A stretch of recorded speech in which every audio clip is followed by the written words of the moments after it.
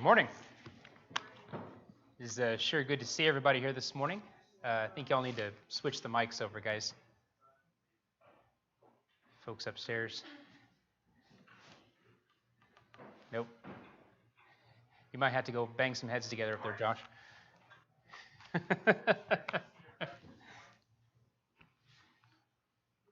All right. We got it? You turn on the lapel mic? I think we got it. We're good? Okay, awesome. Thank you. Sorry about that. I don't want to just start talking. Nobody can hear what I'm saying anyhow. So we're good to go now.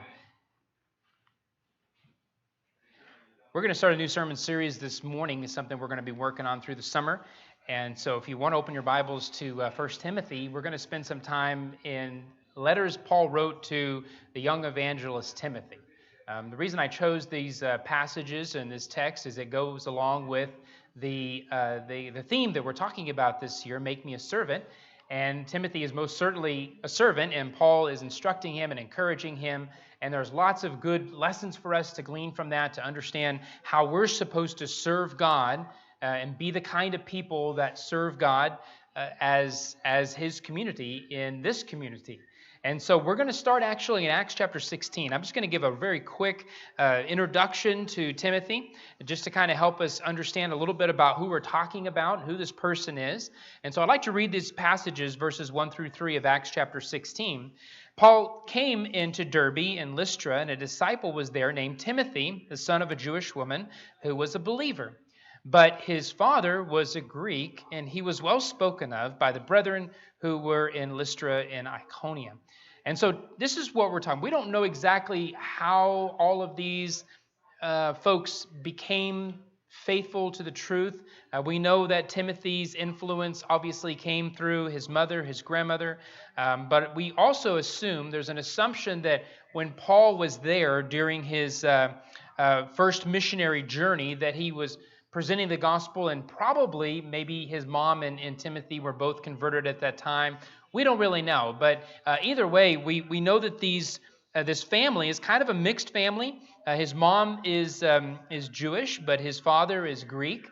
Not uncommon, but obviously creates a bit of a problem sometimes when you're talking about these different cultures coming together. But nonetheless, Timothy is a young man who Paul obviously knew and ministered to and was entrusting of. So 1 and 2 Timothy is a letter written by Paul, two letters written by Paul to Timothy while he's in Ephesus. Ephesus is a little community. It's obviously primarily a Gentile community, but obviously has some Jewish roots in it and has its own set of problems like most church communities did. And so Timothy is sent there as an evangelist to go and minister to that church. And that's where we find him, and that's where we have the basis of our understanding of who this is.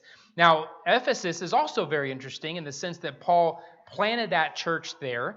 It was at a time when he was passing through, and so he goes from Corinth to Ephesus, and he runs into some disciples. And these disciples were believers in Jesus, but their limited knowledge was based on John the Baptizer. If you remember, John the Baptizer was the one that came to prepare the way for the coming of the Messiah. And so we hear about John the Baptizer preaching about the coming of Jesus, the coming of the kingdom of God, before we even get to meet Jesus in that sense, in that vein. As a preacher and as a teacher, as a rabbi, we learn about John the Baptizer. Well, he was preaching and teaching, obviously. Here's a group of people that, oddly enough, even though Jesus has gone to the cross, Jesus has died, he's been resurrected, he's ascended, the church has been fully established in various different communities, there is still this group of people that are abiding by the teachings of only John the Baptizer. We don't know how this happened. We don't know if they were living in a cave somewhere and just didn't hear. We really don't know. But Paul questions them, essentially baptizes them again in order to be baptized into Christ, receive the Holy Spirit, and that's where we get the church in Ephesus. By the time we get to Acts chapter 20, there are some issues coming up that Paul wants to deal with. So while Paul is in Miletus, he calls for the elders of Ephesus to come to him and he wants to instruct them of some difficulties they're going to endure. So let's read Acts 20 and verse 28. It says, "Be on guard," Paul says, "for yourself and for all the flock among which the Holy Spirit has made you overseers to shepherd the church of God, which he purchased with his own blood." Now let's look at verse 29. He says, "I know that after my departure, savage wolves will come among you, not sparing the flock. And from among your own selves men will arise, speaking perverse things to draw away the disciples after them." So here is the problem. This is really the introduction for us to a difficult problem that's taking place in the church in Ephesus. Is that even amongst the elders, amongst themselves, that there will be people who will attempt to draw disciples away to themselves, to move them away from the faith, to draw them away from the flock, so to speak. And so Paul warns the church of this, and it creates for us a baseline for this is probably what's going on. This is probably what Timothy's dealing with, which really is suiting, considering that Timothy is also instructed on how to find certain men to serve as elders within the church. And it makes sense that they would need to fit certain qualifications. Paul would be concerned about this because within the eldership there might be some problems of people trying to draw others away from the faith. But that gives us our introduction. So this comes from 1 Timothy chapter 1 is where we're going to begin our lesson this morning, digging into the actual text itself and the struggles that Timothy is dealing with, and gleaning from that what we need to help us if we encounter similar types of issues. So we're going to start in verse 3 of 1 Timothy chapter 1, where it says, Paul says, "I urge you upon my departure to Macedonia, remain on in Ephesus, so that I may instruct certain men not to teach strange doctrines, nor to pay attention to myths, endless genealogies, which give rise to mere speculation rather than furthering the administration of God, which is by faith." So Timothy's mission was basically to tell certain people in Ephesus to stop teaching certain things, that certain things are being taught. Paul calls them strange doctrines. These are not doctrines taught by the apostles. These are not doctrines taught by the Holy Spirit or any prophet. These are just strange. That's what he calls them. And he refers to them as being myths and endless genealogies. Now, when we hear that, if you're a student of Jewish culture, you would know that endless genealogies was a very popular thing for the Jewish people. They were very much into their genealogy and how it related to their relationship to God. In many ways, for good reason, because there is a connection there. But evidently, it has become a tremendous problem, especially for a mixed group of Jews and Gentiles combined. So we can kind of glean from that part of that issue. The myths part could go both ways. We knew that the Greeks were very much into mythology and things like that. In fact, the Greek mythology is a very common study and practice. Even today, we hear about it and read about it and study it in different forms. But the Jews were also into various kinds of myths. In other words, stories that really are not true. They're just myths. And so both groups seem to hold that kind of idea. But somehow this was connected to the strange doctrine that's being taught. The idea is of this administration, which is linked to the management of a house. That's a good way to think about it. If you're a manager of a house or a steward of something, you're dealing with or working with the administration of something in that kind of form. In this case, Paul's using that phrase to talk about the purpose and the goal of God for his people in his house, in which both Timothy and Paul are stewards of. And so they are stewards of what is being directed, what's being given by God, of how his household is to function, is what the things that they were to teach, what they are to believe. These are things that God has established, and they're ministering to that. But these strange doctrines are creating problems. They're not in line with the administration of God. They're not in line with the goals and the purpose of God. And Timothy is sent to put a stop to it. It has to come to an end. It cannot continue because it is ultimately destructive in the church body. Look at verse 5. He says, "But the goal of our instruction," Paul says, "is love from a pure heart and good conscience and sincere faith." Some translations read, "The goal of this command is love. So Timothy is to stop the strange doctrines, the stories, the constant discussion of endless genealogies, the speculations, all of these things that are being taught in this community of believers, and creating strife, creating division, creating issues. He's telling them, you need to put a stop to this. And the goal is to go back to pure, healthy, sound doctrine that's from God, that is wholesome. It's the idea of having doctrine that is healthy. It's like eating a meal, You've got some stuff that's not really good for you. Jelly-filled donuts, it's not good for you. Even though it's got strawberry, it's still not good. It's not a good thing to eat on a regular basis, but other things are good for you. There are good things to put in your body that are healthy and wholesome, that are going to give you strength. It's the same thing with God's Word.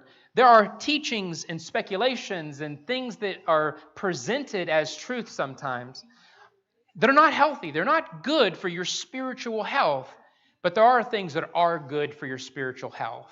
And so the goal is to go back to those good things. And the hope is it's going to produce within the community not only a form of unity, but also love, and also a good conscience, and also a sincere faith.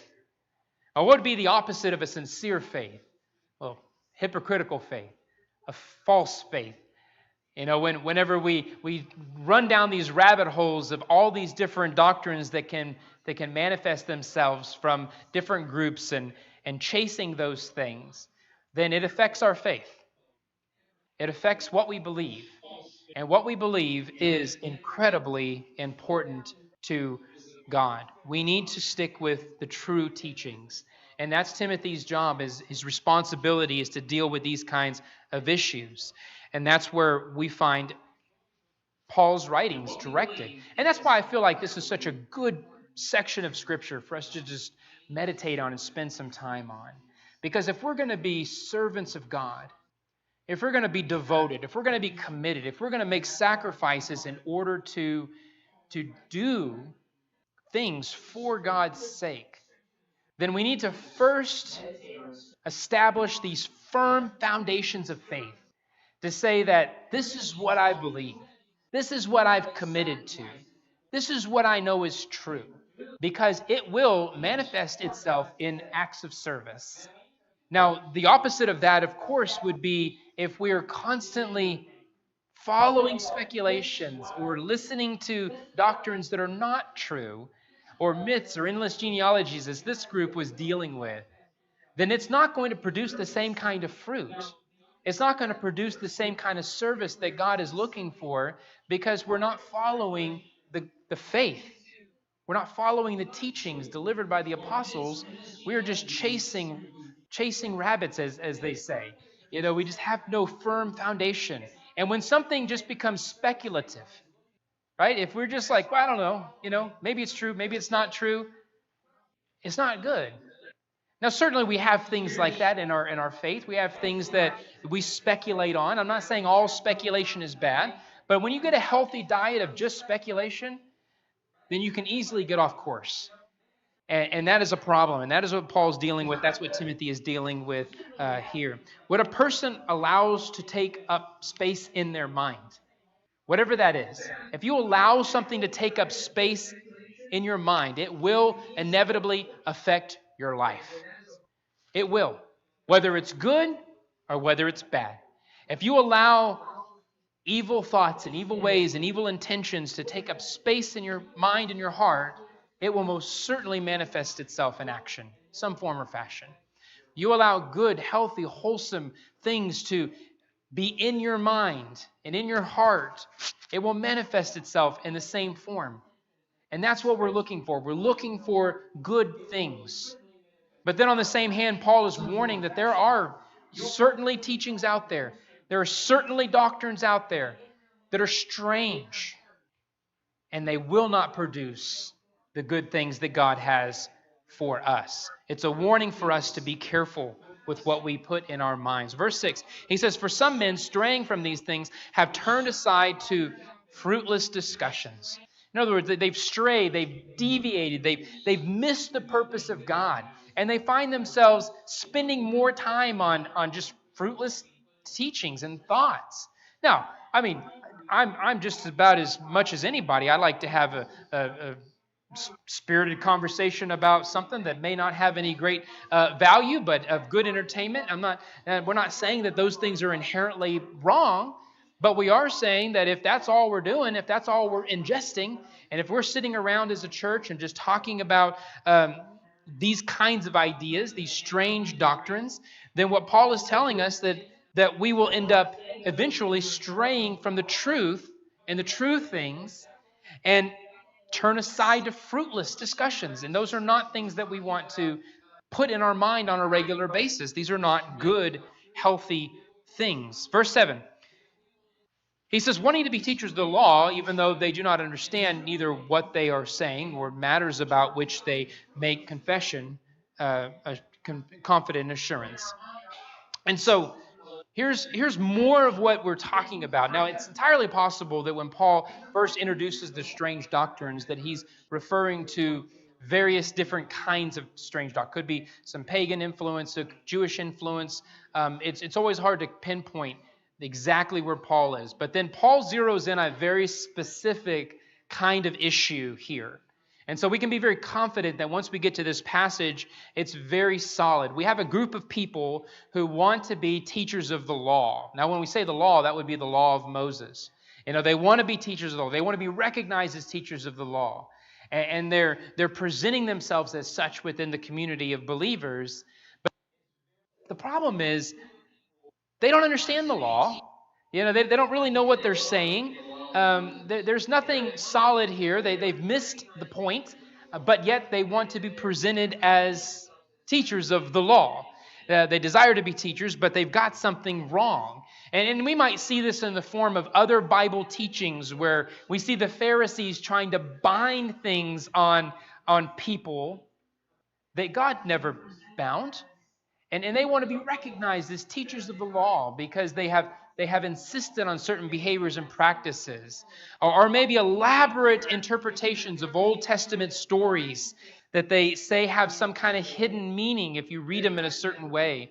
There were certainly people back then that had those kind of views and speculative teachings, or mostly geared towards appearing insightful, when in reality, Paul says, they don't know what they're talking about.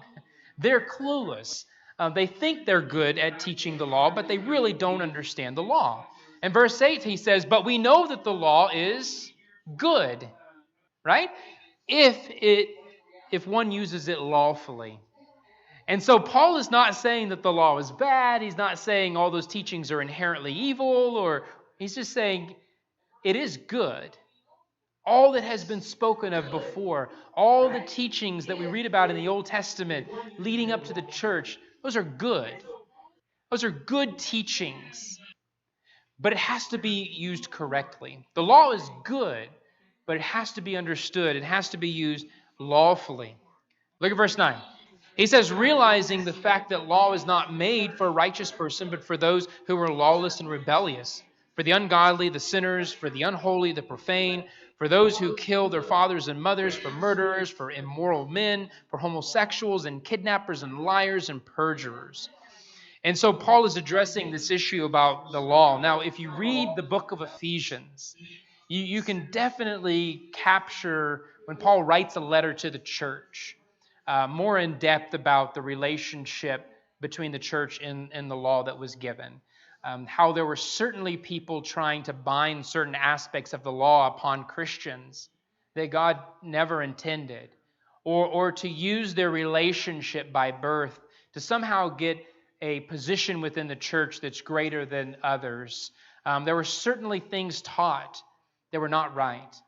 Later on, we begin to learn from other church communities like Galatia and of course, the Roman church, that there were some in those communities that were teaching that you had to, in essence, be circumcised in order to be part of the relationship of God. In other words, you had to be circumcised to be saved. And so there were teachings like that Paul was dealing with. We can only assume that that's what some of this must have been. that Timothy was dealing with. Some of these issues must have manifested themselves. And then Paul is saying, but that is not lawful. That is not the right use of the law. In fact, in all reality, the law being good comes from the fact that it does what the law does and it is intended to do. It condemns the sinner. It informs the righteous. It really has no ability to do anything else. Once it has condemned the sinner, it could never make one righteous. And that's the way the law functioned. And so for those who found some kind of salvation through obedience of the law would find themselves wanting. Faith in Christ is the fulfillment of the demands of the law. But this isn't new at all. In fact, Jesus dealt with this in Matthew 15, where he makes this statement. He says, "You hypocrites, rightly did Isaiah prophesy of you. This people honors me with their lips, but their heart is far from me. But in vain they do worship me, teaching the doctrines and precepts of men." That has not changed. That continued even into the church. There were still people like that who were teaching the doctrines and the precepts of men. They were worshiping in vain. They were going through the motions of practice, but their heart was so far away. And we can almost imagine these teachers being kinds of people. They want to be known. They want to be experts. They want to be recognized as teachers. But that's really it. They're trying to draw the hearts of the people away from the truth to themselves so that they would be the people they would follow. And that created, obviously, division and strife within the church. And Paul says to Timothy, you've got to put a stop to this. You've got to put a stop to this. Because the fruit that's being produced by those teachings is not healthy fruit. But you need to introduce healthy foods, healthy fruit into the church, so that the church can grow and mature in love, with a good conscience, with a sincere faith, and truly serve the God in whom they belong to. And then he also says, Paul says to Timothy, and whatever else is contrary to sound teaching according to the glorious gospel of the blessed God with which I have entrusted. Whatever is in line with the gospel. That's good advice, isn't it? To think about the good news of Jesus and the administration of the church towards that good news, that as the household of faith, that we ought to not only live out the gospel truth, but we ought to represent it in our lives, in our teachings, and every day. And that means pointing everybody to Jesus instead of pointing everybody to us. That means teaching the teachings of his apostles and not our own, because our own teachings are of no value. The morals of God rather than our perceived morals. The truths of this world rather than the ones we would like to believe. That those are the kinds of things that we can focus on and believe and trust and unify around and glorify God through teachings. Because at the end of the day, what we believe and what we teach is important. Now, there are certainly people out there who would like to think, as long as you believe in Jesus, you can believe and teach anything else. As long as you got those truths. Folks, that is not true. That is not the truth. That the church is being encouraged to avoid certain types of teachings. Do they not believe in Jesus? They do believe in Jesus. And they probably teach rightly the ways of Christ in the sense of his existence and his salvation. But they have other deep doctrines as well. They have other teachings as well. And Paul says those are wrong, and they need to be avoided, and they need to be put away. And maybe that looks different in our world than it does theirs. Maybe it looks exactly the same. But whatever it is, we have to be wary and careful and understanding that there are certainly strange doctrines out there that Paul is saying that we need to avoid if we're going to have true faith. There is sound, healthy doctrine, and it produces good fruit in the lives of those who believe. And there is unhealthy doctrine, and we have to be careful what we internalize. We have to be careful what we put in. We have to be careful what we listen to. We have to be careful what we read. And I always tell people when I study with them, I say, I don't want you to listen to anything I say. I don't want you to believe anything I say. That's what I always tell people that I sit down with. But I want you to believe what I read and what you see. Now, my hope is that what I say corresponds with that. But at the end of the day, my words are worthless. My words have zero value. Only the words of Christ have the true redeeming power. It is only through the words of Christ that we can have eternal life. Where else would we go? As Paul said, or Timothy Excuse me. Somebody said that. Who was that? Peter. Thank you. I was going to get there in a minute. I was going to go through the whole list of names in the Bible, and then I was going to finally get there. As Peter would say in John chapter 6. Where else would we go? We have come to believe that you have the words of eternal life. And that's what we believe. And that's what we trust. So that's my encouragement for you this morning, is that we consider these things and we focus on those things which we know to be true, so that we can have the kind of fruits that we are intended by His Word. As Paul says to Timothy, it's love from a pure heart, good conscience, and sincere faith. That's the hopeful fruit. And the furthering of the administration of God, which is by faith. That's our goal. Our goal is not to reinvent the wheel. Our goal is not to come up with some kind of agenda that we're going to promote. Our goal is not to attract people with clever words or clever antidotes or story. Our goal is to simply preach the truth in love, and its fruit will be produced, not by us, but by God.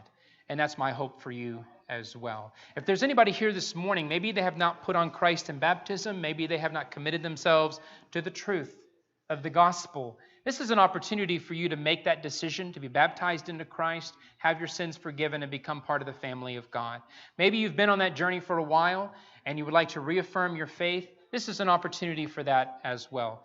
If there's anyone who is in need, if you would come forward as we stand and as we sing.